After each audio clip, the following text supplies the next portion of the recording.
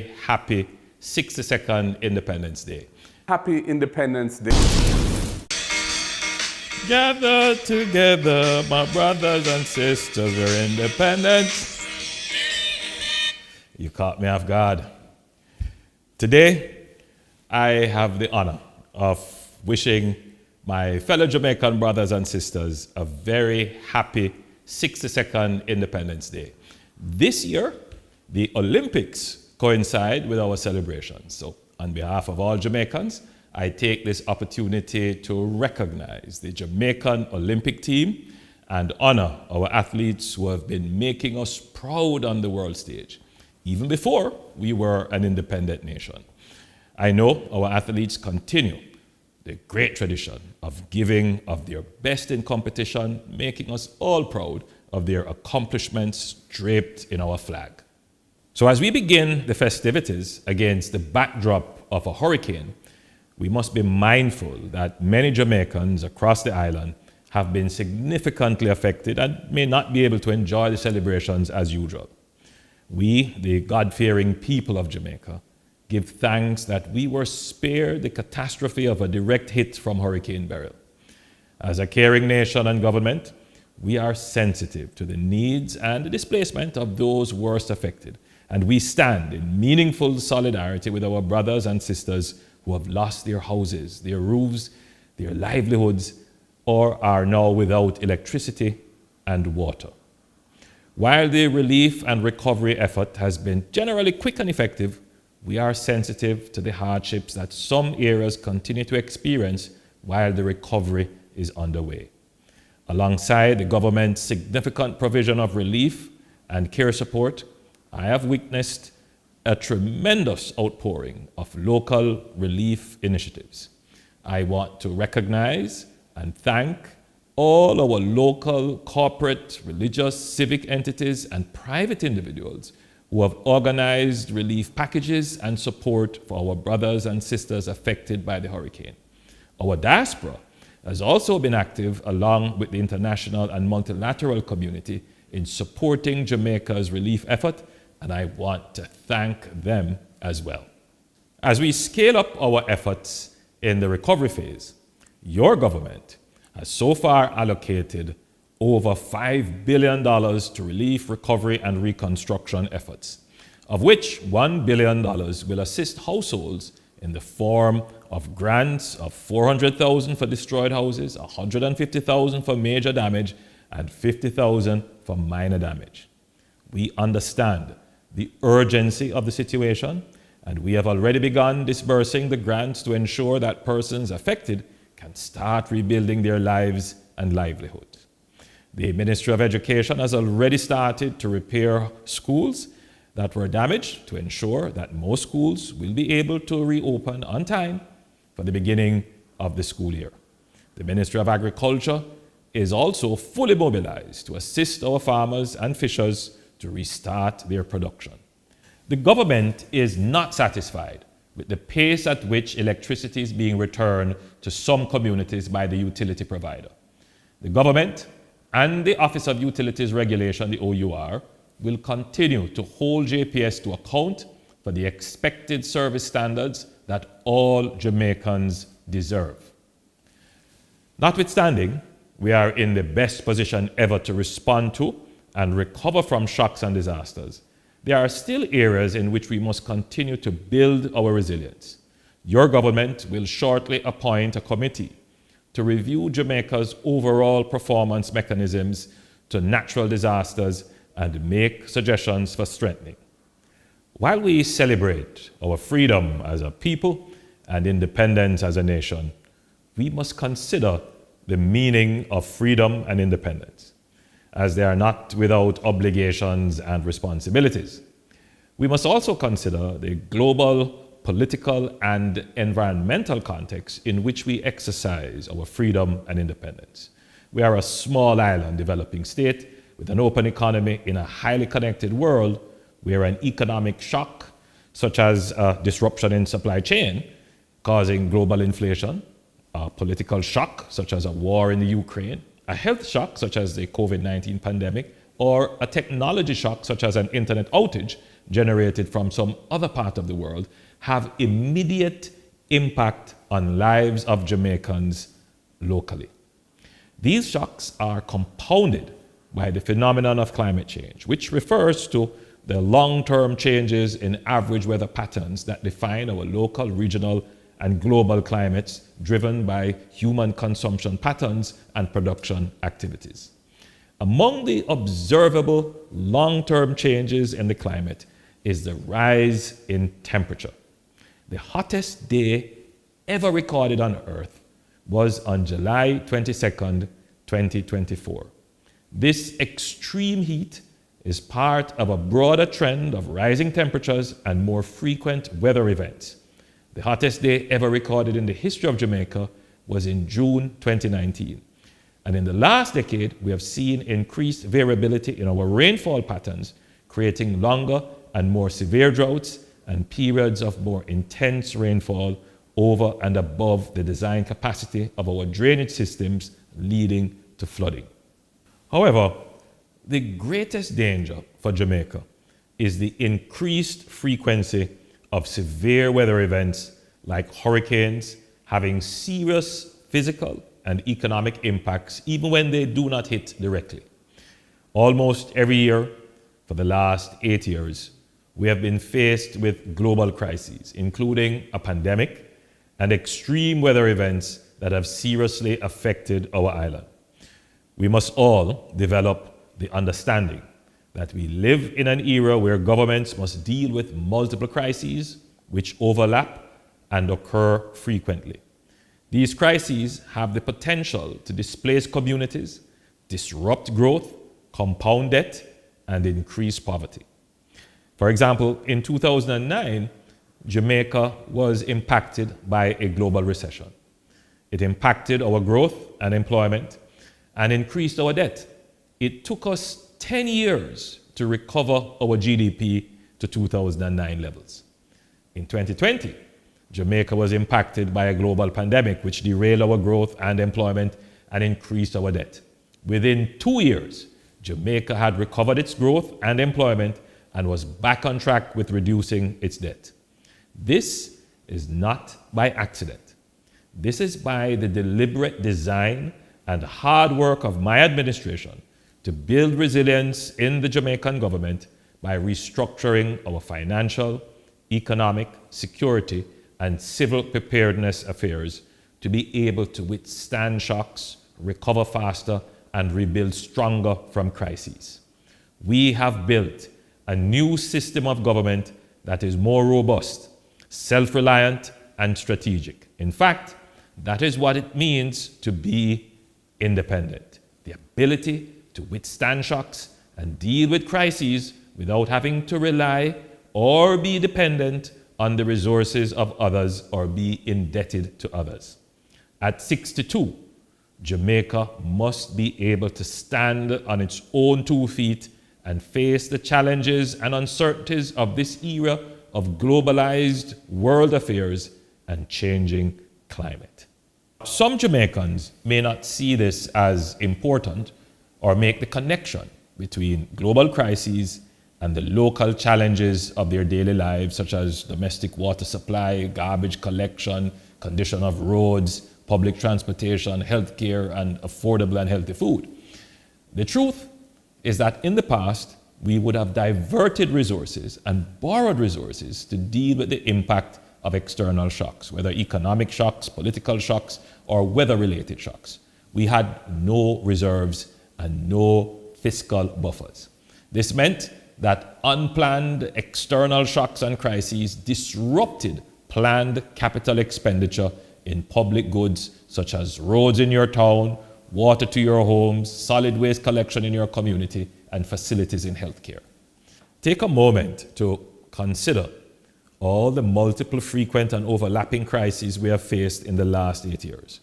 From multiple frequent and severe weather events, droughts, flooding, hurricanes, which overlapped with health crises such as the dengue outbreaks and the COVID-19 pandemic, which spawned a global inflationary crisis. Jamaica was able to respond swiftly with various social expenditures, such as the CARE program, where 350,000 Jamaicans receive grants to cushion the economic fallout of the pandemic, or consider the provision of subsidy for electricity to cushion inflationary impact of energy supply disruptions globally. And now, the swift deployment of Hurricane Beryl rebuilding grants. However, while doing all of this, we have been able to continue with our capital investment program. We continue to invest in garbage trucks, over 100 purchased so far and more to come, to improve garbage collection in your communities. We recently bought 100 new buses to be deployed in time for back to school to ease transportation woes. The Spark program is underway to begin the process of fixing your community roads. New hospital and healthcare facilities are being constructed as I speak. Almost every month, a new water system is ready for commissioning. We are steadily upgrading the JCF and the JDF with new buildings, technologies, ships, and vehicles to make our country safe. We are building new parks, town centers, and housing schemes to create a better living environment for our people.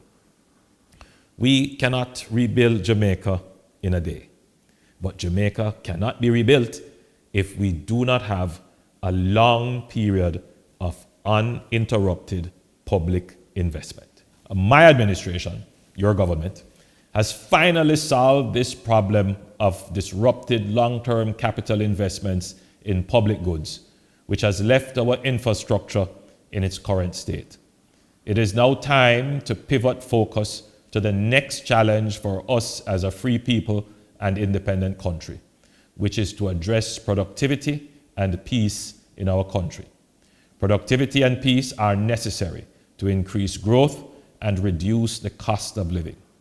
My administration has granted the largest increase in the wage level of the public service and generally with commensurate increases in the minimum wage. However, we know that this is an incomplete and unsustainable response to the cost of living without meaningfully addressing the rate of our output. This will require further restructuring of our economy and institutions, better training of our labor, more innovation, digitalization, and deeper integration of technology, among other strategies.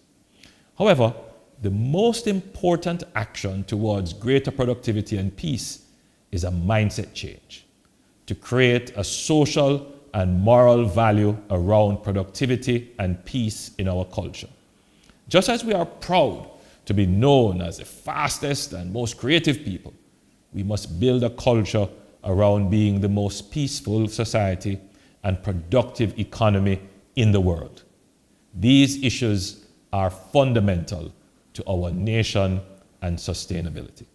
So in the powerful and immortal words of our first Prime Minister, Sir Alexander Bustamante, he said, "Let us resolve to work together, to build a Jamaica which will last and of which we and the generations to follow may be proud." Jamaica 62, one love to the world. I love you. Happy Independence Day, and may God continue to bless Jamaica land we so deeply love. On August 6, 1962, Jamaica made a bold step. As the Union Jack was lowered and replaced by the black, green, and gold, we entered a new chapter in history with the dawn of our new nation. However, it did not start in 1962. The seeds of our independence were sown much earlier, in the 1900s, when workers began organizing themselves to advocate for better pay and working conditions. Out of that labor movement came the emergence of political parties and leaders to lead us forward from our colonial past. In 1932, the Right Excellent Marcus Mosiah Garvey advocated for self-governance and what he called the New Jamaican, expressing ideas about a Jamaican identity that transcended the shackles of colonialism. The labor uprising of 1938 provided the impetus for fundamental change, with the Right Excellent Alexander Bustamante and the Right Excellent Norman Washington Manley emerging as the workers' champions. N.W. Manley spearheaded the struggle for universal adult suffrage, meaning the right to vote for a government of the people's choice. He negotiated for Jamaica's political independence, and he led the development of our independence constitution, all culminating in Jamaica taking up the mantle of full statehood on August 6, 1962. However, our journey to independence remains incomplete. Our head of state is the King of England, and our final court is the UK Privy Council, a colonial institution in England that makes its orders in the name of the King of England and is fundamentally inaccessible to ordinary Jamaicans. It is time to reaffirm our national identity and assert the confidence to shape our own destiny. Time come to sever ties with the British monarchy and become a fully sovereign nation once and for all, with the executive and judicial branches of our state being institutions of our own creation in keeping with our vision of the future as a proud and independent people. Last month, our nation was rocked by the awesome power of Hurricane Beryl. Many parts of Jamaica were severely affected. Communities have been disrupted. People have lost their homes. Schools and vital infrastructure were damaged, and sadly, some people lost their lives. Our spirit was challenged and our resilience has been severely tested. Yet, in the face of this adversity, we have stood together as the entire nation rose up in aid of our brothers and sisters who are affected by this calamity. Climate change is an emerging reality that we cannot ignore. Hurricane Beryl has shown us that we must prioritize building more resilient and sustainable infrastructure, homes, institutions, and communities.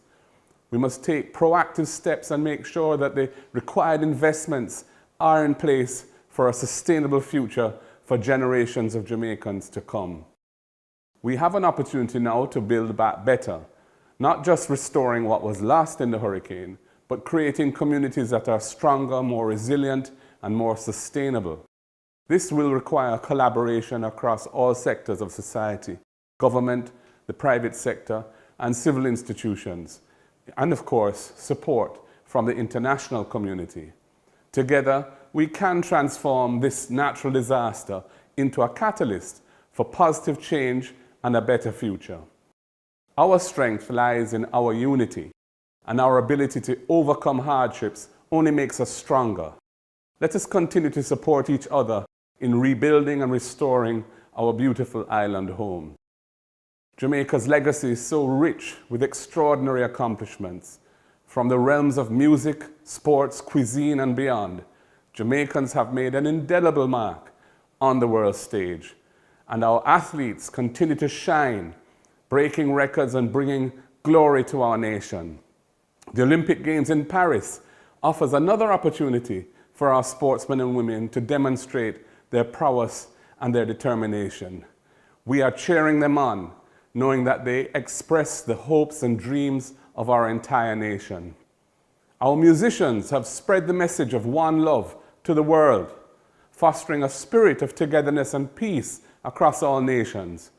Jamaican creativity knows no bounds, influencing global trends and enriching the world's cultural tapestry. The theme for this year's celebrations, Jamaica 62, One Love to the World, reminds us of our unique cultural heritage and our collective duty to each other and to the global community. It's a theme that speaks to the essence of the nation we're trying to build, a beacon of love, strength, and unity. As we reflect on the past 62 years, let us remember the significant moments that have shaped our nation. Let us honor our past. Let us cherish our present and look forward to a future that is filled with promise and potential. A renewed commitment to a shared future for Jamaica. We are a nation of unlimited creativity. We little, but with talawa. We continue to shine brightly, sharing our love, our culture, our achievements with the world. Let us honor our legacy of those who came before us by striving to create a Jamaica that reflects the best of who we are. Today is a day of joy, a day to celebrate our heritage, our culture, and our historic achievements, based on the sacrifice and courage of our forefathers. As we dance to the rhythms of our internationally acclaimed music, and as we savor the flavors of our unique and exquisite cuisine, let us conduct the celebrations in harmony, respect for others, and peace. Happy Independence Day, Jamaica. One love to the world. Thank you, and may God bless you all.